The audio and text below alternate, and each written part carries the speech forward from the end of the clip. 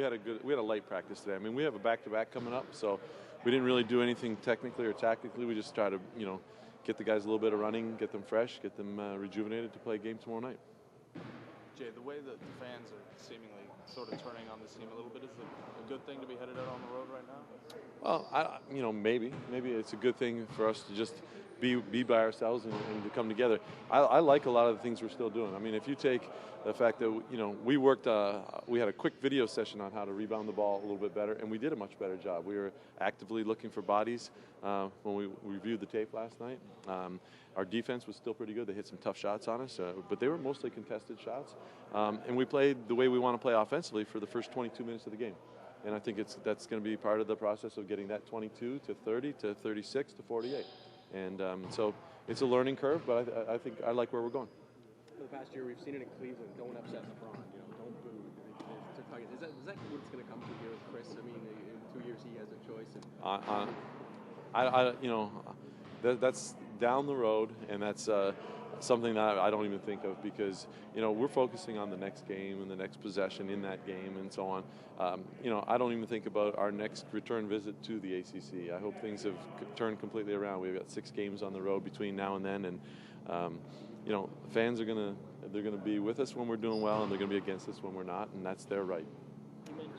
Chris seemed genuinely hurt when we were talking. He seemed genuinely sad and shocked that they booed him after he missed those 2 free throws, so it was clearly directed at him. How do you cheer up an NBA star? I mean, he was fine in here today.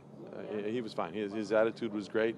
He felt good, and I think that's because he's with the guys that are here and the coaching staff that are going to be with him, through good times and through bad times. And we're here to support him, and we're going to do that. He didn't have a great game, and he feels bad. He feels worse than anybody else. He feels worse than the fans that came here to watch him play, and that's a great thing. That's a great thing because that means he cares about this team and he cares about the city. What do you make of his numbers down in December? Is it has the team relied too much sometimes on Chris, maybe, and it's sort of wearing on him? Well, possibly. I mean, he played a lot of minutes early, and let's not forget the great summer that he had. I mean, he had a great summer where he was extremely active all summer. I mean, he played on an intense environment at a very, very high level, and I think when you do that, you don't realize that you're still riding the high maybe in September and October, and sometimes in November and December it hits. But there's no doubt he's going to bounce back and be our leader, and we have to support him when he's going through a tough time right now. And it's the hard work that you put in during the tough times that are going to determine your character and where you are when you bounce out of them. Jay, do you get the sense in games when teams make the run at you guys that you guys get a little tentative offensively? Shooters don't shoot it, drivers don't drive it. I do, but at the same time, I thought it was a couple quick shots last night that took away our momentum. With a couple minutes to go in the second quarter, there we're up by 13. We take a couple quick threes, and they lead to transition points going the other way, and then we kind of get deflated a little bit. But like I said, the first 22 minutes last night, we moved the ball. We played as good a defense as we can, and we moved the ball offensively. We had a lot of bounce and everything, and then all of a sudden in the second half, it just kind of stalled. And I think we have to find a way to make those 22 minutes go to 48. Is the stalling because guys try to do too much, or guys get? I think these guys want to have things turned so bad that they take it upon themselves, and we have to realize that it's when the ball moves that we're at our best, and that goes for everybody. I mean, but when we create it in isolation and one guy has it, everybody stops it.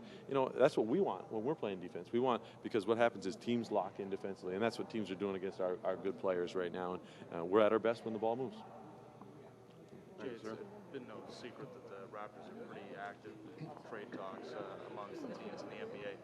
How does that affect the coaches, the players, everybody? Honestly, Brian may bounce a couple ideas off me, but I don't know if it affects the players because I haven't talked to them about it, and I don't know how much they know. I mean, I'm sure their agents talk and they hear rumblings, but sometimes it should be motivation that you don't want to leave.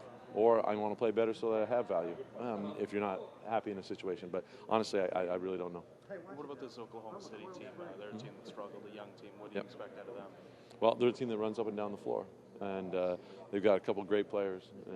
And we have to be extremely prepared, and we will be, and rested and ready to run. And I think fatigue is probably one of the things that concerns me a little bit right now. And I'm not sure whether it's lack of conditioning or the fact that we're a little bit run down because we've had such a hectic month with very little time to rest and recuperate.